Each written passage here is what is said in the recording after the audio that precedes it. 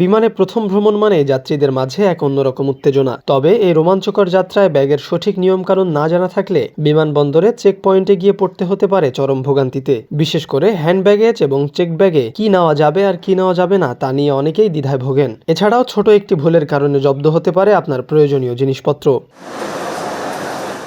আন্তর্জাতিক ফ্লাইটে ভ্রমণের ক্ষেত্রে যাত্রীদের সাধারণত ৩ থেকে ৪ ঘন্টা আগে চেক ইন কাউন্টারে উপস্থিত থাকা বাধ্যতামূলক। তবে অনলাইনে চেক ইন করা থাকলে বিমানবন্দরের যাত্রীদের অনেকটা সময় বেঁচে যায়। একজন যাত্রী সাধারণত নির্দিষ্ট মাপের ১ বা ২টি চেক ব্যাগ বা লাগেজ বিনামূল্যে নিতে পারেন। তবে মনে রাখতে হবে, চেক ব্যাগে কখনোই গয়না, নগদ টাকা, মোবাইল ফোন বা অন্য কোনো মূল্যবান সামগ্রী রাখা উচিত নয়, কারণ এগুলো হারালে বিমান সংস্থা এর দায়ভার নেয় না। এছাড়া লিথিয়াম ব্যাটারিযুক্ত যন্ত্র যেমন পাওয়ার ব্যাংক এবং নির্দিষ্ট সীমার বাইরে স্প্রে, পারফিউম বা অ্যালকোহল চেক ব্যাগে নেওয়া সম্পূর্ণ নিষেধ।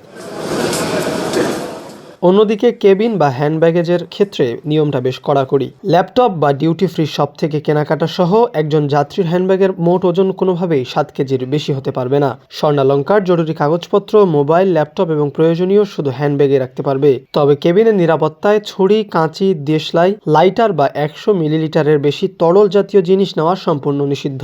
শ্যাম্পু, লোশন বা পারফিউমের মতো তরল জিনিসগুলো ১০০ মিলিলিটারের মধ্যে স্বচ্ছ সিলযুক্ত ব্যাগে রাখা উচিত, যাতে চেক পয়েন্টে দ্রুত বের করা যায়।